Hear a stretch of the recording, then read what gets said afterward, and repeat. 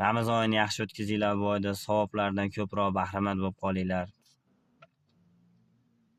Qo'limizdan kelgancha biz bu narsani, bu roliklarni nima uchun tayyorladik? Insonda har doim ham pul bo'lavermaydi, mol dunyo bo'lavermaydi.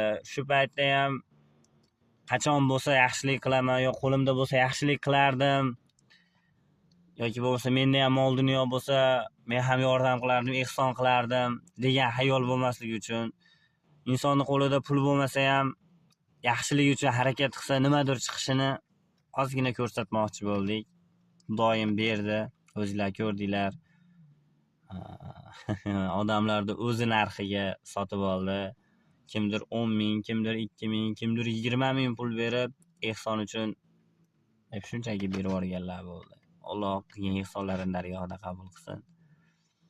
Doim qodir qilsin bizni ham undan ko'proq o'zimiz ishlab topib, o'zimiz ham yonimizdan kattaroq ehsonlar qilishga, zakotlar berishga qodir qilsin.